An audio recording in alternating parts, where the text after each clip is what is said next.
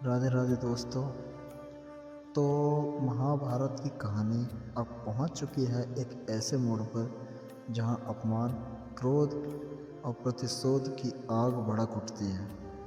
क्या आपने कभी सोचा है कि जब किसी नारी का सम्मान छीना जाता है तो उसका परिणाम कितना भयानक हो सकता है? एक ओर सत्ता का घमंड और दूसरी ओर एक स्त्री का अपमान। तो स्वागत है आपका ग्रीन स्टोरी यूट्यूब चैनल पर। आज हम जानेंगे कीचक वध की पूरी कहानी। कैसे कीचक ने अपनी शक्ति के घमंड में मर्यादा पार की और कैसे भीम ने उसके अन्याय का अंत किया। तो अंत तक जरूर देखिए, क्योंकि यह कहानी सिखाती है कि अन्याय और अत्याचार का अंत निश्चित होता है। शुरू करते हैं महाभारत की एक और रोमांचक और न्यायपूर्ण कथा ग्रीन स्टोरी यूट्यूब चैनल के साथ। जय श्री कृष्ण। पांडवों को मत्स्य नरेश विराट की राजधानी में निवास करते हुए 10 माह व्यतीत हो गए। सहसा एक दिन राजा विराट का साला कीचक अपनी बहन सुदेशना से भेंट करने आया। जब उसकी दृष्टि सैरंध्री द्रौपदी पर पड़ी तो वह काम पीड़ित हो उठा तथा सैरंध्री से एकांत में मिलने की अवसर में ताक में रहने लगा। द्रौपदी भी उसकी कामुक दृष्टि को भाप गई। द्रौपदी ने महाराज विराट एवं महारानी सुदेशना से कहा भी कि कीचक मुझ पर कुदृष्टि रखता है। मेरे 5 गंधर्व पति हैं, एक न एक दिन वे कीचक का वध कर देंगे। किंतु उन दोनों ने द्रौपदी की बात की कोई परवाह नहीं की। लाचार होकर एक दिन द्रौपदी ने भीमसेन को कीचक की कुदृष्टि तथा कुविचार के विषय में बता दिया। द्रौपदी के वचन सुनकर भीमसेन बोले, हे द्रौपदी, तुम उस दुष्ट कीचक को अर्धरात्रि में नृत्यशाला मिलने का संदेश दे दो। नृत्यशाला में तुम्हारे स्थान पर मैं जाकर उसका वध कर दूंगा। सैरंध्री ने बल्लभ भीमसेन की योजना के अनुसार कीचक को रात्रि में नृत्यशाला में मिलने का संकेत दे दिया। द्रौपदी के इस संकेत से प्रसन्न कीचक जब रात्रि को नृत्यशाला में पहुंचा तो वहां पर भीमसेन द्रौपदी की एक साड़ी से अपना शरीर और मुंह ढककर वहां लेटे हुए थे। उन्हें सैरंध्री समझकर कामोत्तेजित कीचक बोला, हे प्रियतमे, मेरा सर्वस्व तुम पर न्यौछावर है और तुम उठो और मेरे साथ रमण करो। कीचक के वचन सुनते ही भीमसेन उछलकर उठ खड़े हुए और बोले, रे पापी, तू सैरंध्री नहीं अपनी मृत्यु के समक्ष खड़ा है। ले अब पर स्त्री पर कुदृष्टि डालने का फल चख। इतना कहकर भीमसेन ने कीचक को लात और मूसों से मारना आरंभ कर दिया। जिस प्रकार प्रचंड आंधी वृक्षों को झकझोर डालती है, उसी प्रकार भीमसेन कीचक को धक्के मार मार कर सारी नृत्यशाला में घुमाने लगे। अनेक बार उसे घुमा घुमा कर पृथ्वी पर पटकने के बाद अपनी भुजाओं से उसके गर्दन को मरोड़कर उसे पशु की मौत मार डाला। उसकी उस दुर्गति को देखकर द्रौपदी को अत्यंत संतोष प्राप्त हुआ। फिर बल्लभ और सैरंध्री चुपचाप अपने अपने स्थानों पर जाकर सो गए। प्रातःकाल जब कीचक के वध का समाचार सबको मिला तो महारानी सुदेशना, राजा विराट, कीचक के अन्य भाई आदि विलाप करने लगे। जब कीचक के शव को अंत्येष्टि के लिए ले जाया जाने लगा तो द्रौपदी ने राजा विराट से कहा, इसे मुझ पर कुदृष्टि रखने का फल मिल गया। अवश्य ही मेरे गंधर्व पतियों ने इसकी यह दुर्दशा की है। द्रौपदी के वचन सुनकर कीचक के भाइयों ने क्रोधित होकर कहा, हमारे अत्यंत बलवान भाई की मृत्यु इसी सैरंध्री के कारण हुई है, अतः इसे भी कीचक की चिता के साथ जला देना चाहिए। इतना कहकर उन्होंने द्रौपदी को जबरदस्ती कीचक की अर्थी के साथ बांध के शमशान की ओर ले जाने लगे। कंक, बल्लभ, वृंडल्ला, तप्तिपाल और ग्रांथिक के रूप में वहां उपस्थित पांडवों से द्रौपदी की यह दुर्दशा देखी नहीं जा रही थी, किंतु अज्ञातवास के कारण वे स्वयं को प्रकट भी नहीं कर सकते थे।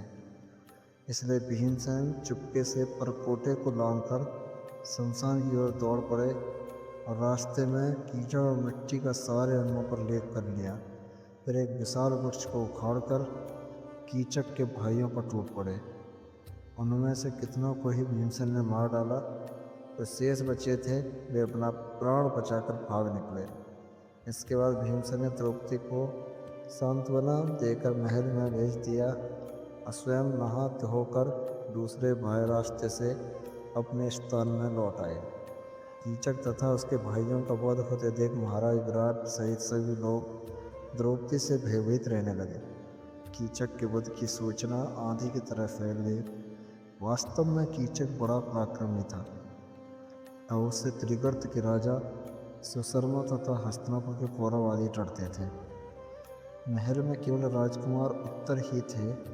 प्रजा को रक्षा के लिए गुहार लगाते देख सैरंध्री द्रौपदी से रहा न गया। उन्होंने राजकुमार उत्तर को कौरवों से युद्ध करने के लिए जाते हुए देखकर खूब फटकारा। सैरंध्री की फटकार सुनकर राजकुमार उत्तर ने सेखी बगाड़ते हुए कहा, मैं युद्ध में जाकर कौरवों को अवश्य हरा देता, किंतु मैं असमर्थ हूँ क्योंकि मेरे पास कोई सारथी नहीं है। उसकी बात सुनकर सैरंध्री ने कहा, राजकुमार विरहणल्ला बहुत निपुण सारथी है और वह कुंती पुत्र अर्जुन का सारथी रह चुकी है। तुम उसे अपने सारथी बनाकर युद्ध के लिए ले जाओ। अंततः राजकुमार उत्तर विरहणल्ला को सारथी बनाकर युद्ध के लिए निकला। उस दिन पांडवों के अज्ञातवास का समय समाप्त हो चुका था तथा उनके प्रकट होने का समय नज़दीक आ चुका था। उर्वशी के शापवश मेरी अर्जुन की नपुंसकता भी खत्म हो चुकी थी। अतः मार्ग में अर्जुन ने उस शमशान के पास जहाँ पांडवों ने अपने अस्त्र शस्त्र छुपाए थे रथ रोका और चुपके से अपने हथियार ले लिए। जब उनका रथ युद्ध भूमि में पहुँचा तो कौरवों की विशाल सेना और भीष्म, द्रोण, कर्ण, अश्वत्थामा, दुर्योधन आदि पराक्रमी योद्धाओं को देखकर राजकुमार उत्तर अत्यंत घबरा गया और बोला, विरहणल्ला तुम रथ वापस ले चलो, मैं इन योद्धाओं से मुकाबला नहीं कर सकता। विरहणल्ला ने कहा, हे राजकुमार, किसी भी क्षत्रिय पुत्र के लिए युद्ध में वीर दिखाने से तो अच्छा है कि वह युद्ध में वीर गति प्राप्त कर ले। उठाओ अपने अस्त्र शस्त्र और करो युद्ध। किंतु राजकुमार उत्तर पर विरहणल्ला के वचनों का कोई प्रभाव नहीं पड़ा। वह रथ से कूदकर भागने लगा। इस पर अर्जुन ने लपक कर उसे पकड़ लिया और कहा, राजकुमार भयभीत होने की आवश्यकता नहीं, मेरे होते हुए तुम्हारा कोई कुछ नहीं बिगाड़ सकता। आज मैं तुम्हारे समक्ष स्वयं को प्रकट कर रहा हूँ। मैं पांडुपुत्र अर्जुन हूँ। अकंप युधिष्ठिर, बल्ला भीमसेन, तंत्रपाल अर्जुन और ग्रांथिक सहदेव हैं। अब मैं इनसे युद्ध करूँगा, तुम लोग इस रथ की बागडोर संभालो। यह वचन सुनकर राजकुमार उत्तर ने गदगद होकर अर्जुन के पैर पकड़ लिए। वे देवगत शंख की ध्वनि रणभूमि में गूंज उठी। उस विशिष्ट ध्वनि को सुनकर दुर्योधन भीष्म से बोला, पितामह, यह तो अर्जुन के देवगत शंख की ध्वनि है। अभी तो पांडवों का अज्ञातवास समाप्त नहीं हुआ। अर्जुन ने स्वयं को प्रकट कर दिया, इसलिए अब पांडवों को पुनः 12 वर्ष का वनवास और 1 वर्ष का अज्ञातवास भोगना होगा। दुर्योधन के वचन सुनकर भीष्म पितामह ने कहा, दुर्योधन, कदाचित तुम्हें ज्ञात नहीं कि पांडव काल की गति जानने वाले हैं। बिना अवधि पूरे किए अर्जुन कभी सामने नहीं आ सकता। मैंने भी गणना कर लिया है, पांडवों के अज्ञातवास की अवधि पूर्ण हो चुकी है।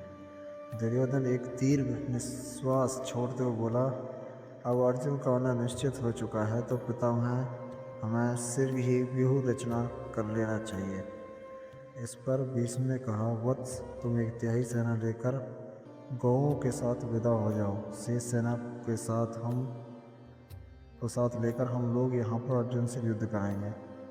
भीष्म पितामह के परामर्श के अनुसार दुर्योधन गायों को लेकर एक तिहाई सेना के साथ हस्तिनापुर की ओर लौट पड़ा।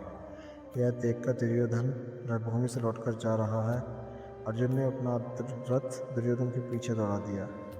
अब भागते हुए दुर्योधन को मार्ग में ही घेर कर अपने असंख्य बाणों से उसे व्याकुल कर दिया। अर्जुन के बाणों से दुर्योधन के सैनिकों के पैर उखड़ गए और वे पीठ दिखाकर भाग गए। सारी फौजें भी रमाती हुई विराटनगर की ओर भाग निकली। दुर्योधन को अर्जुन के बाणों से घिरा देख कर्ण, द्रोण, भीष्म आदि सभी वीर उसकी रक्षा के लिए दौड़ पड़े। कर्ण को सामने देख अर्जुन का क्रोध का पारावार न रहा। उन्होंने कर्ण पर इतने बाण बरसाए कि उसके रथ, घोड़े, सारथी सभी नष्ट भ्रष्ट हो गए। कर्ण भी मैदान छोड़कर भाग गया। कर्ण के चले जाने पर भीष्म और द्रोण एक साथ अर्जुन पर बाण छोड़ने लगे, किंतु अर्जुन अपने बाणों से बीच में ही उनके बाणों के टुकड़े टुकड़े कर देते।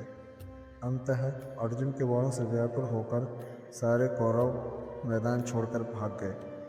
कौरव के इस प्रकार भाग जाने पर अर्जुन भी विजय शंख बजाते हुए विराट नगर लौट आए।